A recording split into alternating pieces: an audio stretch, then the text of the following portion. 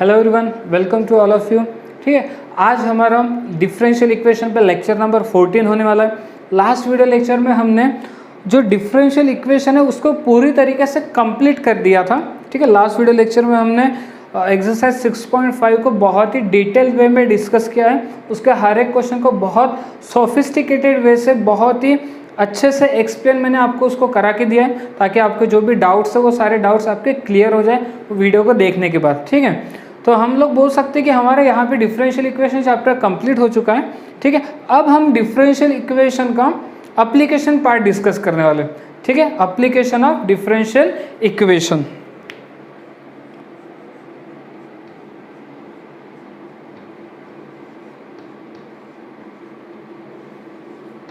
Application of differential equation. तो इस पूरे पार्ट के अंदर हमें 4 एप्लीकेशन डिस्कस करने हैं। ठीक है ना, तो हम 1 बाय 1 करके उस चारों एप्लीकेशन को डिस्कस करेंगे। इसमें सबसे पहला है हमारा पॉपुलेशन ग्रोथ। पॉपुलेशन ग्रोथ, ठीक है, and growth of bacteria. Growth of bacteria, ठीक है, बात समझ में आ रही है। पॉपुलेशन ग्रोथ हम लोग फाइंड आउट कर सकते हैं। मतलब ये कि 10 साल पहले इंडिया की पॉपुलेशन मान लो कि 100 करोड़ थी, अभी इंडिया की पॉपुलेशन 130 करोड़ है। तो यहाँ से 10 साल के बाद या 10 साल के बाद इंडिया की पॉपुलेशन कितनी होगी यह हम लोग बता सकते हैं बाय यूजिंग डिफरेंशियल इक्वेशन। ठीक है, या फिर किसी कल्चर के अंदर बैक्टीरिया है, पहले बैक्टीरिया की पॉपुलेशन कितनी थी, अभी कितनी है और आगे कितनी है, ये हम लोग फाइंड आउट करते हैं बाय यूजिंग डिफरेंशियल इक्वेशन। तो सबसे पहला हमारा एप्लीकेशन क्या है, पॉपुलेशन ग्रोथ। मतलब जो पॉपुलेशन की ग्रोथ हो रही है उसको फाइंड आउट करना, या ग्रोथ ऑफ बैक्टीरिया, या जो बैक्टीरिया की ग्रोथ होती है उसको फाइंड आउट करना। ठीक है, तो इसमें कुछ चीज़ें कॉमन होती है, हर न्यूमेरिकल के अंदर कुछ चीज़ें कॉमन होती हैं। जैसे कि सबसे पहले पी, कुछ स्टैंडर्ड नोटेशन है, मैं अभी से आपको बता के रख देता हूँ। पी क्या होता है, P represent, P is population, P represent, P क्या, P represent population at any time t। ठीक है, p क्या रिप्रेजेंट करें हम, p क्या हमेशा रिप्रेजेंट करेगा, पॉपुलेशन को रिप्रेजेंट करेगा। किस टाइम पे, t टाइम पे। t टाइम का मतलब ये टाइम स्टार्टिंग वाला भी हो सकता है, ये टाइम प्रेजेंट वाला भी हो सकता है, ये टाइम आने वाला भी हो सकता है। ठीक है, p क्या रिप्रेजेंट करेगा, स्टार्टिंग वाले टाइम पे पॉपुलेशन को रिप्रेजेंट करेगा। पी का रिप्रेजेंट करेगा प्रेजेंट टाइम पे पॉपुलेशन को, यानी इन जनरल पी रिप्रेजेंट करेगा पॉपुलेशन को किसी भी टाइम पे। किसी भी टाइम का मतलब पास्ट में या प्रेजेंट में या फ्यूचर में जो भी पॉपुलेशन होगी उसको हम पी से रिप्रेजेंट करते हैं। ठीक है, फिर DP by d T, DP by d T होता है rate of change of population, rate of change of population, rate of change of population. मतलब हमें पता होता है कि पॉपुलेशन किस रेट से आगे बढ़ रही है। ठीक है, किस रेट से आगे बढ़ रही है। तो rate of change of population जब भी बोला जाए तो हमें क्या क्या लिख के आना चाहिए, डीपी बाई डी।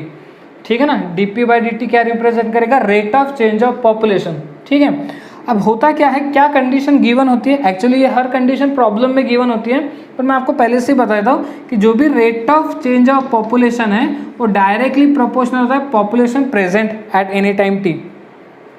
ठीक है, डीपी बाई डी टी यानी rate of change of population, ये किसके प्रोपोर्शनल में होते हैं, पॉपुलेशन प्रेजेंट के, या पी यानी पॉपुलेशन के। ठीक है, यहाँ तक बात समझिए। हर क्वेश्चन में आपको गिवन होगा, मैं आपको बताऊंगा अभी कि ये चीज़ आपको हर क्वेश्चन में गिवन होगी कि rate of change of population is directly proportional to population present, ऐसा हर क्वेश्चन में लिखा होता है। ठीक है, तो फिर हम लोग क्या करते हैं, हम लोग ये करते हैं कि dp by d t is equals to, आपको पता है डायरेक्टली प्रोपोर्शनल का साइन जब हटता है तो हम लोग k लेते हैं, तो kp हो जाएगा। ठीक है, देखो dp by d t is equals to kp। तो ये क्वेश्चन देखो वेरिएबल सेपरेबल का आ गया। हमने वेरिएबल सेपरेबल को देखा था एक dx और dy के फॉर्म में, यहाँ पे dp/dt है, देखो dp/dt। तो वेरिएबल सेपरेबल अगर मैं करता हूँ तो मैं dt को शिफ्ट करूँगा तो is equals to kp dt, फिर p dp के तरफ, याद है x की टर्म dx के तरफ, y की टर्म dy के तरफ, तो p को मैं dp के तरफ शिफ्ट करूँगा तो dp/p आ जाएगा, इज इक्वल्स टू में कितना आएगा k dt। अच्छा k क्या है, कांस्टेंट टर्म है, जैसे 2 होता है 3 होता है वैसे k क्या है, कांस्टेंट टर्म। तो फिर हम लोग क्या करते हैं, इंटीग्रेट करते हैं।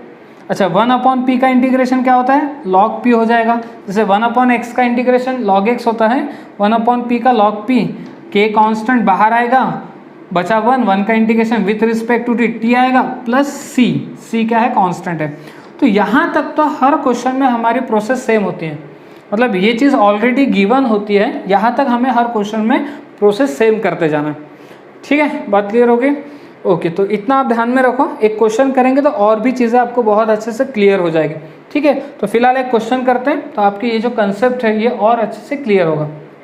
ओके चलो एक क्वेश्चन करते हैं तो आपको चीज़ें और अच्छे से क्लियर होगी कि हम लोग क्या कहना चाहते हैं या क्या करने वाले हैं एप्लीकेशन में। क्या बोला क्वेश्चन में, the population of a town increasing at a rate proportional to the population at that time. देखो मैंने आपको कहा था कि हर क्वेश्चन के अंदर ये लिखा होता है, क्या बोला इन्होंने, the population of a town increasing at a rate proportional to the population at that time. तो क्या क्या चीज़ें आपको पहले लिख लेनी चाहिए, आपने बोल देना चाहिए कि P इज द पॉपुलेशन,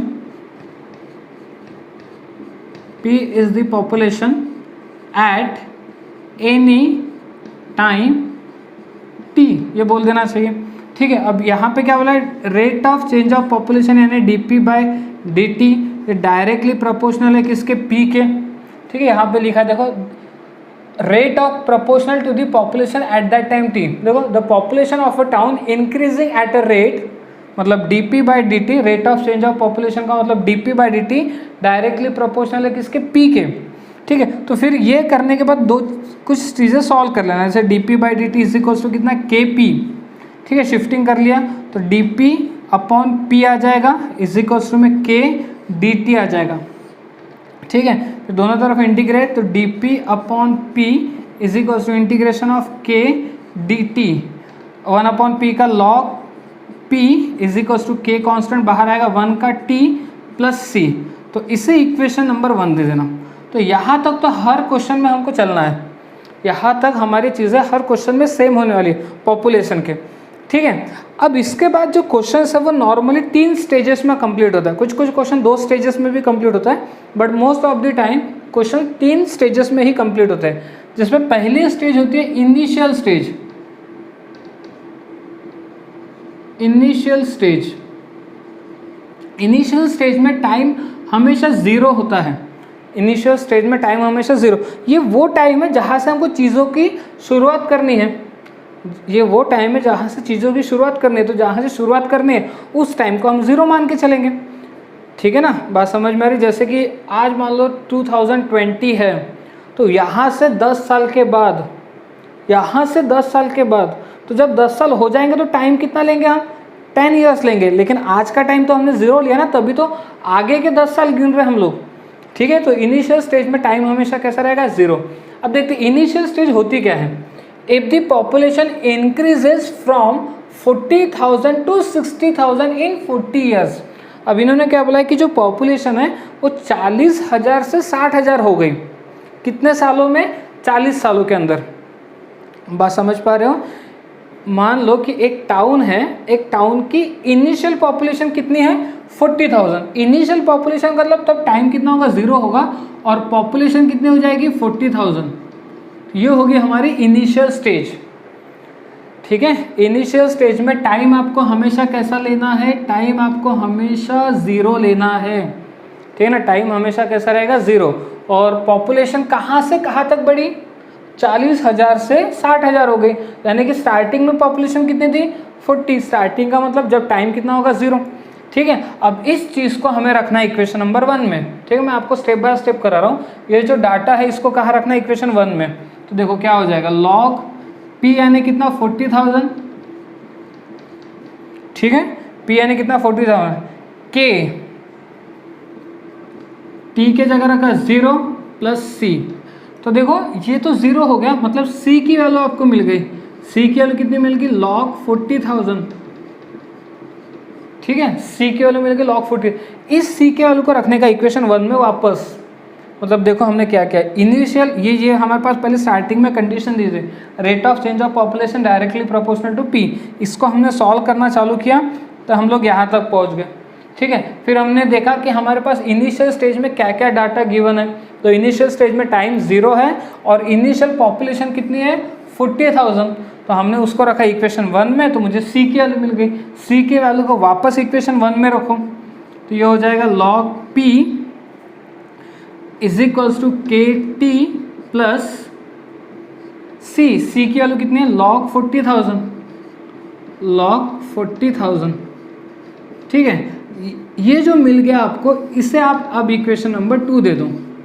ठीक है ना, देखो हम लोग हमारी स्टोरी को आगे कैसे बढ़ा रहे हैं ये समझने की कोशिश करो आप। ठीक है, चलो इनिशियल स्टेज हो गई। इनिशियल स्टेज से आपने इक्वेशन c निकाला, c को इक्वेशन 1 में पुटअप किया, जो नया इक्वेशन मिल गया उसको इक्वेशन नंबर 2 बोल दिया। अब आते फिर उसके बाद सेकंड स्टेज पे। सेकंड स्टेज क्या है? अब पॉपुलेशन कितने से कितने हो गई? 40,000 से 60,000 हो गई। कितने टाइम में? 40 साल में। यानी अब टाइम कितना बीत गया? 40 ईयर्स। ठीक है, अब टाइम कितना बीत गया? 40 ईयर्स। और अब पॉपुलेशन कितने हो गई? 60,000। ठीक है, बात समझ में आ रही है ना? देखो 60,000 से बड़ी नहीं है, ये वर्डिंग पे बराबर ध्यान देना। पॉपुलेशन 40,000 से 60,000 हो गई, मतलब अगर देखा जाए तो कितने से बड़ी? 20,000 से बड़ी। ठीक है ना, तो हमें यहाँ पे कितने से बड़ी वो नहीं लिखना है, कितनी है वो लिखना है। 40 साल बीत जाने के बाद पॉपुलेशन कितनी है? 60,000 है। ठीक है, अब ये जो सेकंड स्टेज का जो डाटा हमें मिला उसको रखने का इक्वेशन नंबर 2 में, उसको रखने का इक्वेशन नंबर 2 में। तो देखो इक्वेशन नंबर 2 में रखने के बाद log p कितना है? 60,000। ठीक है, is equals to k, t कितना है? 40, तो k इंटू 40 हो जाएगा, प्लस log 40,000। ठीक है, अब इस log 40,000 को इधर शिफ्ट करें तो ये हो जाएगा log 60,000 minus log 40,000 is equals to 40k। अच्छा, log a minus log b कितना होता है? log a upon b। तो 60,000 अपॉन 40,000, तो ये कितना हो जाएगा? 6/4, यानी कितना? 3/2 इज इक्वल्स टू कितना? 40k। तो यहाँ से आपको मिल गई k की वैल्यू, 40 को शिफ्ट किया तो 1/40 log 3/2। ये किसकी वैल्यू मिल गई? k की वैल्यू।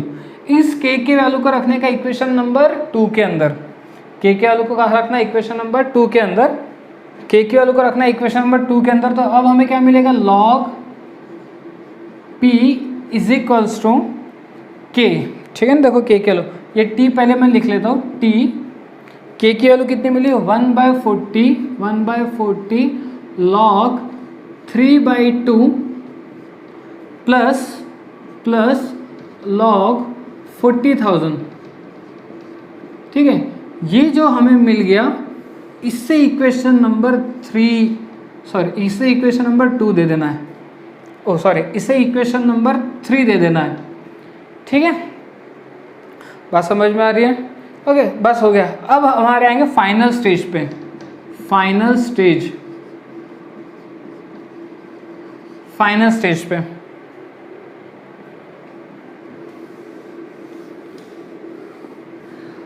ठीक है, फाइनल स्टेज में क्या होता है? फाइनल स्टेज में दो में से कोई एक चीज हमें गिवन होती है और दूसरी चीज फाइंड आउट करना होता है। लेकिन वर्डिंग को अच्छे से समझते जाओ, अच्छे से पढ़ते जाओ। What will be the population in another 20 years? मतलब बात समझ में आ रही है? देखो तो यहाँ पे कैसे चल रहा है, जैसे मान लो इनिशियल स्टेज है, इनिशियल स्टेज में टाइम कितना? 0 था, तो पॉपुलेशन कितनी थी? 40,000 थी। ये इनिशियल स्टेज हो गई। ठीक है, फिर टाइम कितना बीत गया? 40 साल का टाइम बीत गया। तो सेकंड स्टेज पे अब टाइम कितना हो गया? 40 ईयर्स, और पॉपुलेशन कितनी हो गई? 60,000। समझ में आ रही है? तो तो 40 साल के अंदर पॉपुलेशन कितने से बढ़ी? 20,000 से बढ़ी, क्योंकि इनिशियल पॉपुलेशन 40,000 थी, फिर हो गई 60,000। अब आते हैं फाइनल स्टेज पे। फाइनल स्टेज में अब उन्होंने क्या बोला, देखो, what will be the population in another 20 years, और 20 साल में, मतलब अब ये सोचो कि यहाँ से 20 साल बोल रहे हैं, ठीक है ना, और 20 साल में, मतलब पहले टाइम कितना बीत गया, 40 साल, और 20 साल का मतलब कितना, 60 ईयर्स। बात समझ में आ रही है? ठीक है ना। ऐसा नहीं पूछा उन्होंने what will be the population in 40 years, ऐसा नहीं पूछा, या what will the population in 60 years, ऐसा नहीं पूछा। उन्होंने क्या बोला कि और 20 साल के बाद पॉपुलेशन कितनी होगी, what will be the population in another 20 year, आने वाले 20 साल के अंदर पॉपुलेशन कितनी होगी। तो ऑलरेडी पहले टाइम कितना हो चुका है, 40 साल, और कितना बोला है, 20 साल, यानी 40 + 20, यानी टाइम कितना लेना है, 60 ईयर्स लेना है, और पॉपुलेशन हमको फाइंड आउट करनी है। तो ऐसे 3 स्टेजेस में हमें क्वेश्चन को कंप्लीट करना है। इनिशियल स्टेज, एक आएगी सेकंड स्टेज, और एक आएगी फाइनल स्टेज। फाइनल स्टेज में 2 में से कोई एक चीज़ गिवन होगी, एक चीज़ आपको फाइंड आउट करनी है, बट क्वेश्चन को ध्यान से पढ़ा करूँ, ठीक है। तो फाइनल स्टेज के अंदर टाइम कितना लेना है, पहले टाइम कितना हो गया, 2 स्टेजेस के अंदर टाइम कितना हो गया, 40 साल हो गया। इनिशियल स्टेज में 0 था, फिर 40 साल हो गया, तो तीसरे स्टेज में उन्होंने बोला कि 20 साल के बाद, यानी पहले के 40 और 20, यानी कितने, 60 साल, 60 साल के बाद पॉपुलेशन कितनी होगी ये बताओ, ठीक है। तो इसको हम इक्वेशन नंबर 3 में रख देते हैं। तो लॉग पी तो हमको फाइंड आउट करना है, टी कितना है, 60 × 1/40 इंटू log 3/2 प्लस log 40,000,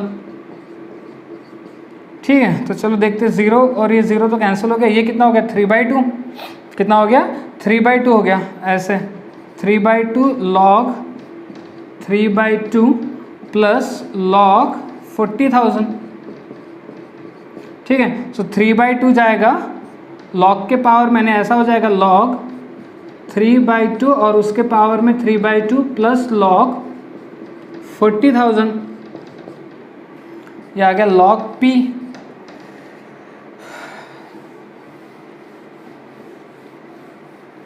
ठीक है, तो यहाँ पे अब हम लोग क्या करेंगे, log A plus log B लगा देंगे, तो कितना आएगा, log P = log A × B होता है, कितना होता है, A × B, यानी 3/2 × 3/2 इन पावर 3/2 × 40,000, ठीक है। दोनों तरफ से log कैंसिल, तो P की वैल्यू कितनी मिली हमें, P की वैल्यू मिल गई 3/2 पावर में 3/2 इंटू में आ गया 40,000, ठीक है। ये रहेगा हमारा P, ओके। बट क्वेश्चन के अंदर हमें ये चीज़ गिवन दी है कि √3/2 की वैल्यू कितनी है, 1.2247। अभी √3/2 है कहाँ एक्चुअली, तो ये देखो, ये जो 1/2 लिखा है, 3/2 है ना, 3/2 के पावर में कितना है, 3/2, तो 3/2 का 1/2 मतलब इसका क्या हो जाएगा, स्क्वायर रूट। तो ये ऐसा लिखा है, स्क्वायर रूट ऑफ 3/2 का क्यूब इंटू 40,000, ठीक है। अच्छा, स्क्वायर रूट ऑफ 3/2 का क्यूब कितना होगा, ये हो जाएगा 3/2 इंटू √3/2 होता है, 3/2 इंटू √3/2, ठीक है, इंटू 40,000, ठीक है। कैलकुलेशन है अब आपका, तो ये हो जाएगा 3, ये 2 40,000 से कैंसिल होकर 20,000 देगा, और √3/2 की वैल्यू कितनी दी है, 1.2247, ठीक है। सो P कितना आ रहा है देख लो, ये 3, अच्छा ये जो 4 0 है, 20,000 के जो 4 0 है, ये 4 0 के साथ मल्टीप्लाइड होगा, तो यहाँ से देगा 2, और ये 4 0 इस डेसिमल को आगे 4 से सरका देंगे, तो 12247। सो P = 3 × 2 6 × 12247, सो 6 से मल्टीप्लाई करने पे 6 7 42, remaining 4, 6 4 24 and remaining 4 28, 6 2 12 and remaining 2 14, 1 बच गया, 6 2 12 एंड रिमेनिंग 1 13, 1 बचा, 6 1 6 और रिमेनिंग 1 7। तो ये रहेगी पॉपुलेशन कितने साल के बाद, 60 साल के बाद, यानी ये हमने इनिशियल स्टेज से देखा कि इनिशियल स्टेज से इतनी पॉपुलेशन रहेगी। कितने ये 73,482। ओके, चलो एक क्वेश्चन और करते हैं। तो और ये एप्लीकेशन पार्ट, देखो इसमें कैलकुलेशन बहुत आने वाला है, ठीक है। कैलकुलेशन के लिए आपको तैयार रहना ही पड़ेगा। क्या बोला गया क्वेश्चन में, bacteria increase at the rate proportional to the number of bacteria present. Again वही बोला गया है कि पी यानी क्या है, पी यानी पॉपुलेशन, लिख लेने का, हर क्वेश्चन में सेम चीज चलने देना, population of bacteria at any time T, ये लिख लेने का। फिर उसके बाद क्या बोला गया कि dp/dt is directly proportional to p। कहाँ बोला, ये देखो लिखा है, bacteria increase at the rate, मतलब dp/dt यानी क्या, rate of change of bacteria, proportional to the number of bacteria present. p bacteria क्या है, प्रेजेंट है, dp/dt directly proportional to p। तो ये dp/dt इज इक्वल्स टू कितना आ जाएगा, kp आ जाएगा। तो ये dp/p is equals to k dt आ गया, ठीक है। दोनों तरफ इंटीग्रेट कर दिया, तो इसने कितना दिया, इसने दिया log p और इसने दिया kt plus c, k constant 1 का t आ जाएगा प्लस c। इसे हमने इक्वेशन नंबर 1 दे दिया, ठीक है। फिर मैंने आपको क्या बताया, 3 स्टेजेस में हमारा प्रॉब्लम कंप्लीट होता है। एक होती है इनिशियल स्टेज, इनिशियल स्टेज, ठीक है। इनिशियल स्टेज में टाइम हमेशा कितना रहेगा, 0, ठीक है, टाइम हमेशा 0। देखते पॉपुलेशन कितनी होगी। अब इन्होंने क्या बोला, if the original number n double in 3 hours. Original number का मतलब क्या है कि स्टार्टिंग में कितनी पॉपुलेशन है, n पॉपुलेशन है, और वो क्या हो रही है, 3 आवर्स के बाद डबल हो रही है। बात समझ में आ रही है। If the original number n, original का मतलब इनिशियली पॉपुलेशन n है, मतलब p हम लोग क्या लेंगे, n लेंगे। जैसे पिछले वाले क्वेश्चन में इनिशियल पॉपुलेशन कितनी थी, 40,000, और वो कितनी हो रही थी, 60,000, कितने टाइम में, 40 ईयर्स में। अब यहाँ पे क्या बोला है कि इनिशियल में पॉपुलेशन कितनी है, n है, वो पॉपुलेशन क्या हो रही है, डबल हो रही है, कितने टाइम में, 3 आवर्स में। तो इनिशियल तो पॉपुलेशन n ही रहेगी। इसको कहाँ रखेंगे, इक्वेशन नंबर 1 में। तो log p के जगह क्या आएगा, n is equals to t के जगह 0, तो ये 0 हो जाएगा, तो ये हमें मिल गया c। तो c कितना मिल गया, log n। c के वैल्यू को वापस इसमें रख दो, तो log p is equals to k t plus c के जगह क्या रखेंगे, log n, ठीक है। तो ये हमें जो मिला, इसको हम इक्वेशन नंबर 2 दे देते हैं। बात समझ में आ रही है, प्रोसेस क्या कर रहे हैं समझ में आ गया। यहाँ तक तो कोई डाउट नहीं है आप लोगों को, यहाँ तक समझ में आ रहा है। फिर क्या करते हैं अपन, इनिशियल स्टेज, इनिशियल स्टेज का जो डाटा होता है उसको इक्वेशन नंबर 1 में रखते हैं। उसमें रखने के बाद हमें क्या मिलता है, सी। देखो हर क्वेश्चन में यही प्रोसेस चलती जाएगी, सी मिलेगा, सी को वापस कहाँ रखा, इक्वेशन 1 में। तो जो नया इक्वेशन मिला उसको क्या दे दिया हमने, इक्वेशन नंबर 2, ठीक है। इनिशियल स्टेज का काम खत्म। अब आते हैं सेकेंड स्टेज पे, ठीक है ना, सेकेंड स्टेज। अब उन्होंने क्या बोला है कि सेकेंड स्टेज में टाइम कितना हो गया, 3 आवर्स, कितना हो गया, 3 आवर्स। तो 3 आवर्स में पॉपुलेशन क्या हो गई, डबल हो गई। इनिशियल कितनी थी, n, तो डबल हो गई। 3 आवर्स में पॉपुलेशन क्या होगी, डबल, मतलब 2n हो जाएगी। इनिशियल कितनी थी, n, तो डबल का मतलब कितना, 2n। इस डाटा को कहाँ रखना है, इक्वेशन नंबर 2 में। तो log p के जगह क्या आएगा, 2n, p के जगह आ जाएगा 2n is equals to k t के जगह कितना आएगा, 3, तो ये क्या हो जाएगा, 3k प्लस log n, ठीक है। log n को इधर शिफ्ट किया तो ये हो जाएगा log 2n minus log n is equals to 3k। तो log a minus log b, तो कितना, log 2n अपॉन n, तो log 2 हो जाएगा इज इक्वल्स टू 3k। तो k की वैल्यू कितनी मिल गई, 3 को शिफ्ट करने पे 1/3 log 2, ये आ गई हमारी k की वैल्यू, ठीक है। अब क्या करेंगे, इस k की वैल्यू को कहाँ रखेंगे, इक्वेशन 2 में। कहाँ रखना है, इक्वेशन 2 में। So log p is equals to kt plus sorry log p is equals to k कितना आ गया, 1/3 log 2, k के जगह 1/3 log 2, और ये टी ना, ये टी आगे लिख लेते हैं, ठीक है, ये टी प्लस लॉग एन ये जो मिल गया हमें, इसको इक्वेशन नंबर 3। तो अब आप समझ पा रहे होंगे कि इनिशियल स्टेज से हमें क्या मिलता है, सी, उसको इक्वेशन 1 में रखा तो जो नया इक्वेशन आ गया उसको 2 नाम दे दिया। सेकेंड स्टेज से हमें क्या मिलता है, के, उस के को कहाँ रखा, इक्वेशन 2 में, तो जो नया इक्वेशन आ गया उसको 3 नाम दे दिया। और अब आते हैं फाइनल स्टेज पे। फाइनल स्टेज में दोनों में से कोई एक चीज़ हमें गिवन दी होती है, एक चीज़ फाइंड आउट करना होता है। Find in how many hours, मतलब कितने टाइम में, यानी टाइम निकालना है। The number of bacteria will be 4n, मतलब पॉपुलेशन कितनी हो गई, 4n हो गई, कितने टाइम में वो पूछा गया। ठीक है ना, बात समझ में आ गई, कितने टाइम में पॉपुलेशन क्या हो जाएंगी, 4 पट हो जाएगी, ठीक है, 4 गुना हो जाएगी। ओके, तो अब क्या करेंगे, जो फाइनल स्टेज का डाटा इसको इक्वेशन नंबर 3 में रखते हैं। सो लॉग P दिया है हमें 4n is equals to T 1/3। अच्छा, 1/3 का मतलब मैं ऐसे लिख लूँ, t/3, ठीक है, t into 1/3 t/3 log 2 plus log n। ठीक है, क्या करें, log n को इस साइड लेके आते हैं, तो कितना हो जाएगा, log 4n minus log n is equals to t/3 को, ये जो t/3 इसको पावर में लेके चले गया, ये कितना होगा, log 2 के पावर में कितना, t/3। ठीक है, तो ये कितना हो रहा है देख लो, ये हो जाएगा log 4, क्योंकि log a minus log b, log a upon b यानी 4n upon n is equals to कितना, log 2 के पावर में आएगा t/3। अच्छा, यहाँ पे देखो, log 4 को मैं क्या लिख सकता हूँ, 2 का स्क्वायर, log 4 को लिख सकता हूँ 2 का स्क्वायर, और इधर क्या लिखा है, log 2 के पावर में कितना, t/3।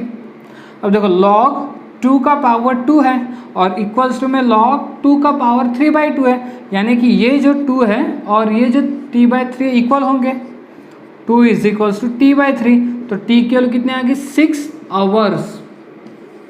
ठीक है, तो 6 घंटे के अंदर पॉपुलेशन क्या हो जाएंगे, 4 गुना हो जाएंगे। ये रहेगा हमारा फाइनल आंसर। ठीक है, यहाँ तक बात क्लियर हो गई। ओके।